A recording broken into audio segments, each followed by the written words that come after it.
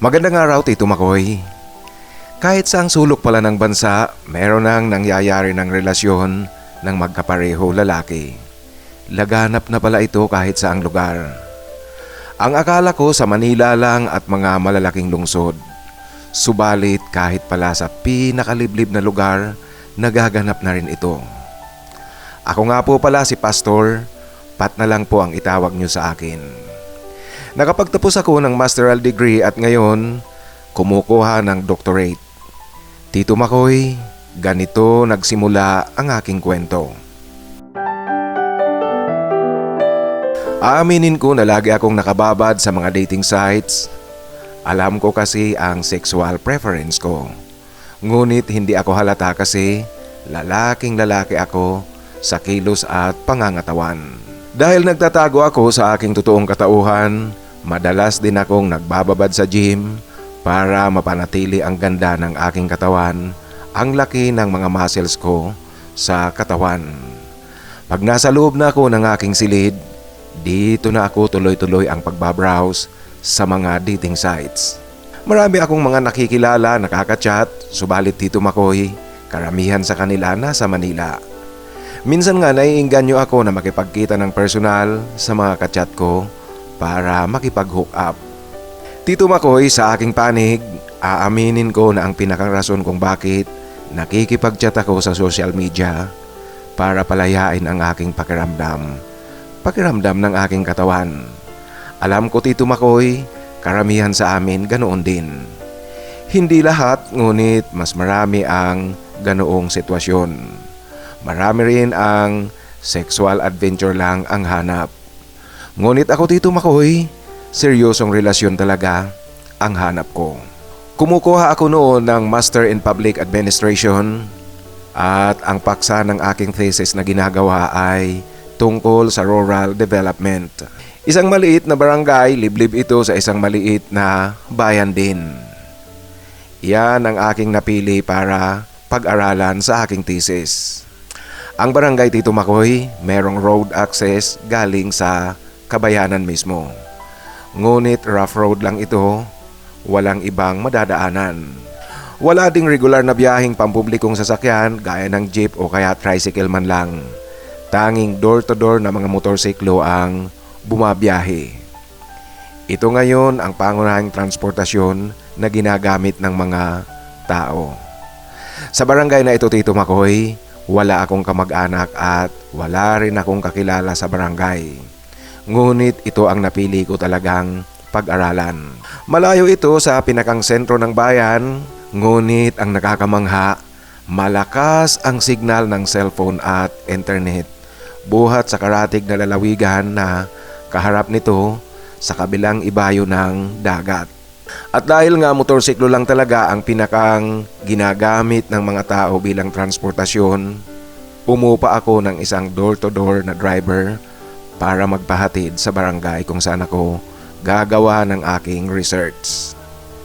Ang nakuha kong driver Tito Makoy, Lemuel ang kanyang pangalan.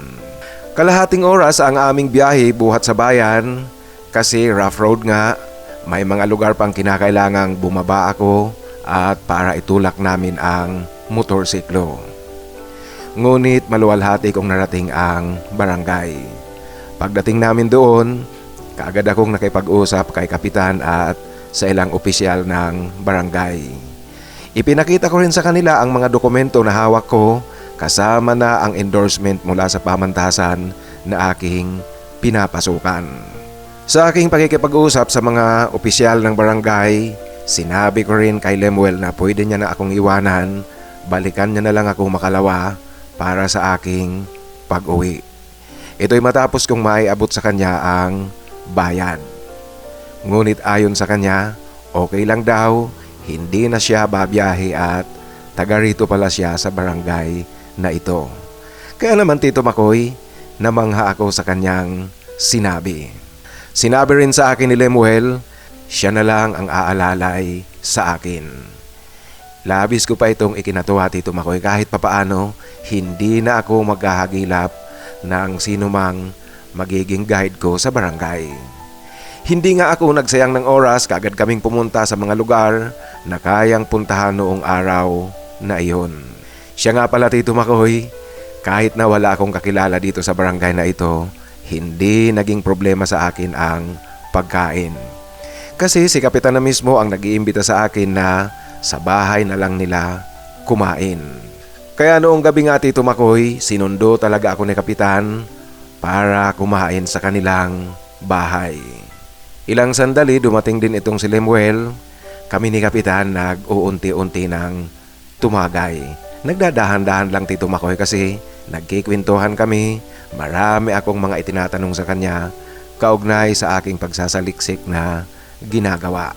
Nung oras na ng pagtulog, "Sir, sandali lang at ipinapayos ko sa barangay hall para doon ka matulog. Pasensya ka na kasi maliit lang itong bahay namin.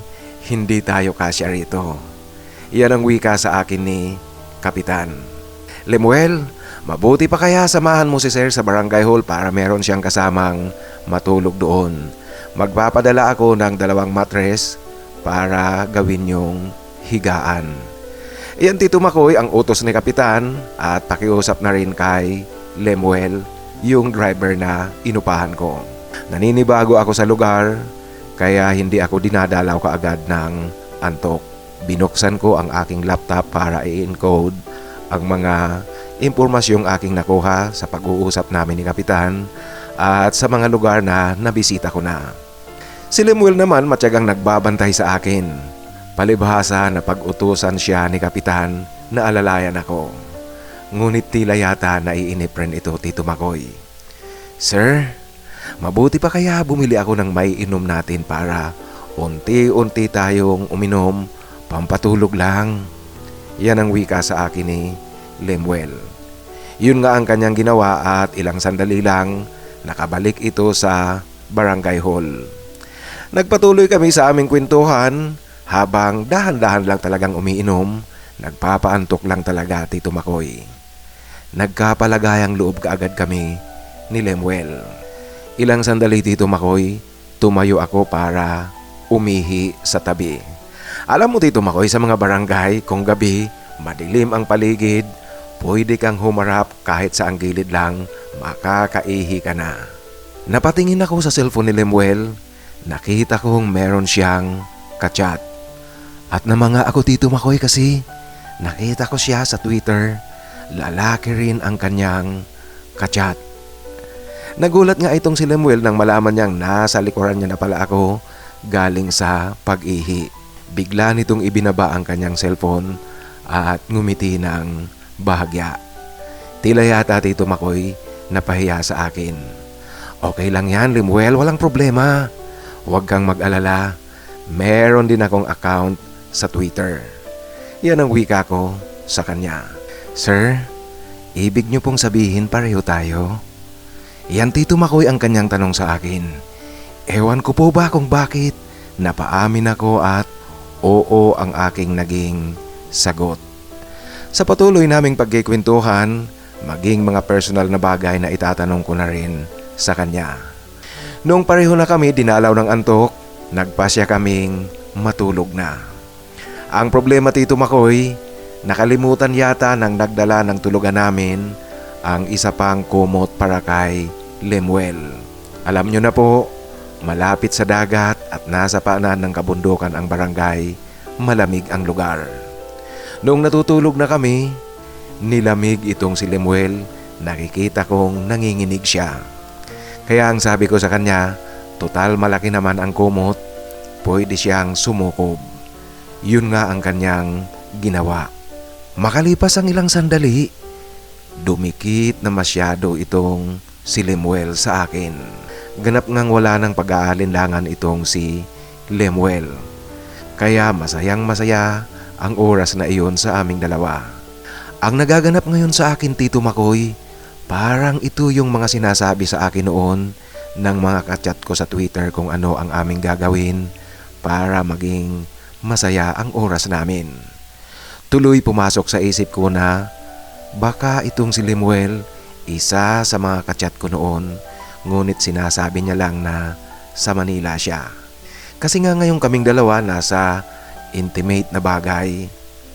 Kung ano ang mga naririnig ko noon sa aking kachat, yun din ang nangyayari ngayon.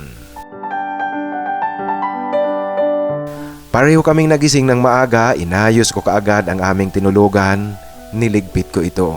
Si Lemuel naman, umalis sa barangay hall at noong bumalik ito, meron lang daladalang kape at nilagang hinog na saging. Ito na ang aming almusal. Habang kumakain ako, si Kapitan naman dumating. Inaaya ako sa kanilang bahay para mag-almusal. Pinagbigyan ko pa rin si Kapitan kasi nakakahiya naman kung hindi ko pauunlakan ang kanyang paanyaya sa akin. Habang nag-aalmusal kami, tinanong ako ni Kapitan kung alin daw at saang lugar ang gusto kong unahing puntahan ngayong araw. Ang sabi ko sa kanya, gusto kong puntahan ang mga mangingisda at yung mga taong nasa pangingisdaang hanap buhay. Ay, sige. Tatawag ako nang sasama sa iyo para hindi ka mahirapan. Alam mo kasi sir, hindi ako pwede ngayon kasi meron akong aayusing pamilyang nag-aaway. Ay, wag na po Kap, ako na lang ang mag-guide kay sir. Iyan Tito Makoy ang sabad ni Lemuel sa usapan namin ni Kapitan. Sinang-ayon na naman ito ni Kapitan. Ako naman Tito Makoy, napatingin kay Lemuel na merong tuwa sa aking mga mata kasi kami ang magkasama buong araw sa pag-iikot dito sa barangay. Una nga naming pinuntahan ang mga mangingisda, nasa gilid siyempre ng dagat, at yung mga nag-aalaga ng bangus, hipon at alimango. Pagkatapos doon sa mga mangingisda, aming pinuntahan naman ang mga nagtatanim ng gulay at prutas at maging yung mga nagtatanim ng lamang ugat. Medyo malayo ang lalakarin, kaya kinakailangan namin ni Lemuel ang mabilis na paglalakad. Hinawakan ni Lemuel ang aking kamay at ang sabi niya sa akin, meron akong ipapakita sa iyo rito. Mamamangha ka sa makikita mo at malalaman mo. Yan ang wika niya sa akin, sabay hila-hila niya nga ang aking kamay papalayo sa daanan. Nung marating namin ang lugar na kanyang sinasabing ipapakita sa akin, nagulat ako Tito Makoy kasi meron akong nakitang dalawang lalaking magkayakap gumagawa ng milagro. Ang lugar na ito ayon kay Lemuel, ito ang lugar na kanilang tinatawag na kawalan. Tito Makoy, ito pala ang taguan ng mga nagmimilagro sa kanilang lugar. Yung mga door-to-door driver na sumasideline sa serbisyo ng katawan. Palibhasa nga liblib itong lugar, walang motel, dito na lang sa masukal na gilid nagtatago ang mga nagmimilagro. Grabe talaga Tito Makoy, namangha ako kasi hindi lang isang partner ang naroon. Ayon kay Lemuel, sa mga nagmimilagro, wala silang pakialam na magkatabi man sila o nakikita nila ang isa't isa habang nagmimilagro. Ayon pa sa kanya, karamihan daw sa mga customers dito ay mga dayo galing sa ibang barangay at ibang bayan. Mga suki sila ng mga door-to-door driver dito sa kanilang barangay. Umalis din kagad kami ni Lemuel, hindi kami gaanong nagtagal, at noong papaalis na nga kami Tito Makoy, meron pang dalawang partner ang kumaway sa amin ni Lemuel. Grabe naman yan Lemuel, hindi ko kaya yun. Ikaw Lemuel, gumagawa ka din ba kagaya nila? Yan ang tanong ko sa kanya.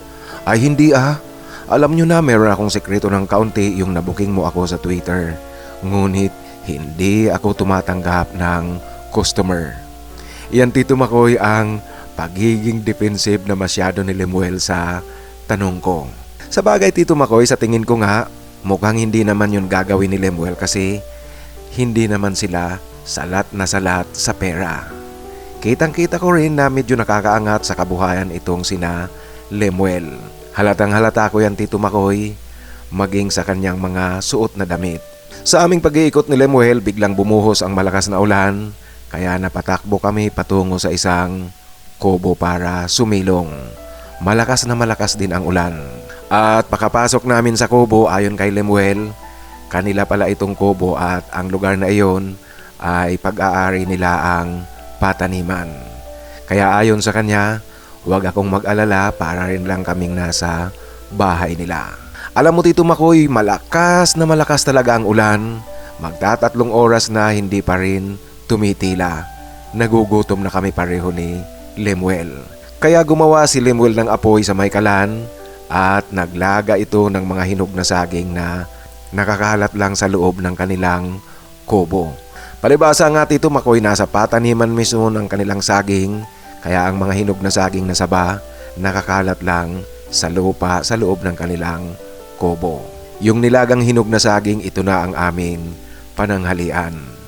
Nabusog kami ng husto Tito Makoy, at alam nyo na po, pag nakakain ka ng maraming saging, inaantok ka talaga.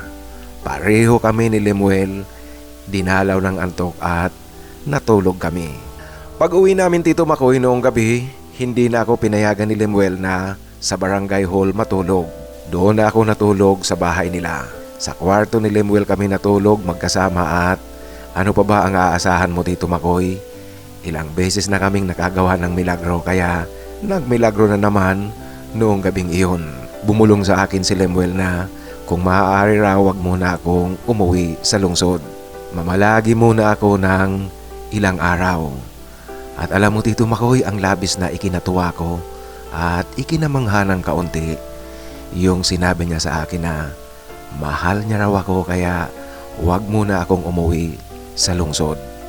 Alam mo Tito Makoy, damang-dama ko na bukal sa kanyang kalooban, seryoso si Lemuel sa kanyang sinabing mahal niya ako. Kaya naman Tito Makoy, sinagot ko rin siya na maging ako, mahal ko rin siya. At kung pwede nga sanang dito ako mamalagi, gagawin ko. Alam mo Tito Makoy, may tuwa sa aking pakiramdam. Walang mapagsidlan ang kaligayahang aking nararamdaman. Ngunit hindi ko rin maitatanggi na mayroon pa rin kalungkutang nararamdaman ako. Kasi hindi ko alam kung hanggang saan at kung hanggang kailan ang aming nabuong pag-iibigan ni Lemuel sa loob ng ilang araw. Noong pangatlong gabi namin sa bahay ni Lemuel, naroon pa rin siyempre ang mga matatamis na kaganapan. Ngunit kinabukasan, kinakailangan ko nang umuwi sa lungsod. Pagkatapos naming mag-almusal, kaagad akong nagpasalamat at nagpaalam sa mga magulang at kapatid ni Lemuel. Ganoon din kinakapitan at sa ilang barangay ng opisyal. Pagkatapos, tumulak na kami ni Lemuel papunta sa bayan. Alam mo Tito Makoy, itong si Lemuel, walang imik habang nagmamaneho siya ng motorsiklo. At pagdating nga namin sa bayan, noong inaabot ko na sa kanya ang bayad, hindi ito tinanggap ni Lemuel. Ngumiti lang siya sa akin, ngunit Tito Makoy, kitang-kita ko ang lungkot sa kanyang mukha. Alam mo Tito Makoy, habang bumabiyahe ako pabalik sa lungsod, mabigat talaga sa dibdib ang aking pakiramdam. Namimiss ko kaagad itong si Lemuel. At pagdating ko nga sa bahay namin, kaagad akong nag-text sa kanya para ipaalam na nakarating na ako. Wala kaagad akong reply na natanggap mula kay Lemuel. Naghintay ako ng reply ni Lemuel buong maghapon hanggang sumapit muli ang gabi. Maging sumunod na araw, wala pa rin akong natatanggap na reply mula kay Lemuel. Alam mo Tito Makoy, hindi ko inaasahan na lilipas ang mga buwan at taon, hindi magre-reply sa akin itong si Lemuel. Kasi noong nag-text ako sa kanya na ipinapaalam kong nakarating na ako sa bahay, wala talaga ni isang reply na natanggap ako mula kay Lemuel. Lumipas nga Tito Makoy ang mahigit isang taon na i-defend ko ang aking thesis at nakapagtapos ako ng Master in Public Administration. Medyo natagal-tagalan pa bago ko na ipabookbind ang clean copy ng aking research. Matapos ko Tito Makoy na maipabookbind ang aking thesis, bumalik ako sa kailang bayan at sa barangay ni Lemuel. Ito'y para bigyan ko ang munisipyo ng kopya at ang barangay ng kopya ng aking ginawang pagsasaliksik at pag-aaral. Kasama na rin ang mga recommendations na aking naisulat doon. Tuwang-tuwa sina kapitan at mga opisyal ng barangay dahil kasama sila sa litratong naroon sa thesis ko. Ang pamilya naman ni Lemuel tuwang-tuwa rin kasi binigyan ko rin sila ng isang kopya, kasama rin sila sa mga litrato at sa acknowledgement na binanggit ko doon. Masayang masaya sila Tito Makoy na bumalik ako at bumisita muli sa kanilang lugar. Ngunit Tito Makoy, ang nakakalungkot kasi wala si Lemuel. Hindi kami nagkita sa aking pagbabalik sa kanila. Ito talaga ang labis na ikinalungkot ko. Ang iniisip ko pa naman, magkikita kaming muli at sa pagkakataong ito, mananatili ako ng ilang araw. Subalit sa ibang banda naman, natutuwa rin ako kasi nalaman ko sa pamilya ni Lemuel na bumalik pala ito sa pag-aaral. Ngunit pumasok ito sa katabing lalawigan. Tito Makoy, hanggang lumipas ang mahigit 3 taon muli, wala na talaga akong narinig buhat kay Lemuel. Kaya wala akong nagawa kundi ang mag-move on. Naka-move on nga ako bagamat naroon pa rin ang aking damdamin kay Lemuel. Isang umaga Tito Makoy, araw ng linggo, tinanghali ako sa aking pagja-jogging sa harap ng katedral. Habang nakaupo ako at umiinom ng tubig, biglang merong tumapik sa balikat ko. Pagtingin ko Tito Makoy, halos hindi ako makapaniwala kasi si Lemuel. Hindi ko rin kaagad siya nakilala kasi ibang-iba na ang itsura niya ngayon. Lalong lumabas ang kanyang kakisigan at ang kanyang pagiging magandang lalaki. Nako Lemuel, ikaw pala. Saan ka ba galing? Saan ka bang lungga nagtatago? Yan Tito Makoy ang pabirong wika ko sa kanya. Okay lang ako Pat. Nako alam mo, hindi ko inaasahang magkikita tayo ngayon dito sa harap ng katedral. Siyempre galing ako sa bayan namin. Yan ang kanyang nakangiting sagot sa akin Tito Makoy. Sa aming pagtatagpong ito Tito Makoy, meron siyang ipinakilala sa akin. Ang kanyang asawa at ang kanilang anak. Alam mo Tito Makoy, parang gumuho ang aking mundo nang ipakilala sa akin ni Lemuel ang kanyang mag-ina. Alam mo kahit na sinasabi kong nakamove on na ako, ngunit nasaktan pa rin ako kasi mali ako sa aking akala, mali sa aking inaasahan. Bagamat mayroong sakit na nararamdaman ako Tito Makoy sa aming muling pagkikitang ito ni Lemuel, ngunit hindi ako pumayag na hindi ko man lang madala ang kanyang mag-ina sa Jollibee. Kaya pumasok kami sa Jollibee. Tuwang-tuwa naman ang anak ni Lemuel. Walang mapagsidlan nang pumasok ito sa Jollibee. Naghiwalay kami Tito Makoy, nagpalitan kami ng aming mga bagong cellphone number. Masaya ang aming pagkikita muli ni Lemuel. Ngunit, aaminin ko pagdating ko sa bahay, alam niyo po Tito Makoy, maghapon akong nagkulong sa aking silid. Nakahiga lang ako Tito Makoy, wala akong ganang kumilos. Ganito talaga Tito Makoy ang broken hearted. Ngunit wala akong magagawa kasi ito na ngayon ang aming sitwasyon. Ngunit isang hapon naman nagulat ako muli kasi nakatanggap ako ng tawag mula kay Lemuel. Nasa lungsod pala si Lemuel, kaya sinundo ko siya sa kanyang kinaroroonan. Hindi niya kasama ang kanyang mag-ina. Kagaya ng ginawa namin noon Tito Makoy sa kanilang lugar, iniikot ko rin siya sa lungsod at sa gabi dinala ko siya sa isang magandang hangout, yung sikat na hangout dito sa amin. Pupunta pala si Lemuel ng Manila para lakarin ang kanyang pagsakay sa barko. Ngunit ang kanyang ticket sa bus, kinabukasan pang gabi, kaya sa aming pag-uusap ni Lemuel, nabanggit niya sa akin na wala raw sa plano niya ang pag-aasawa. Hindi niya talaga mahal ang kanyang asawa, ngunit napilitan lang siya kasi meron nang nangganap sa kanila at nagbunga iyon. Meron na nga silang anak. At yung hindi niya pala pag-reply sa akin sa mga text ko, ayon sa kanya, hindi na siya nagre-reply kasi hindi rin siya naniniwalang magiging kaming dalawa.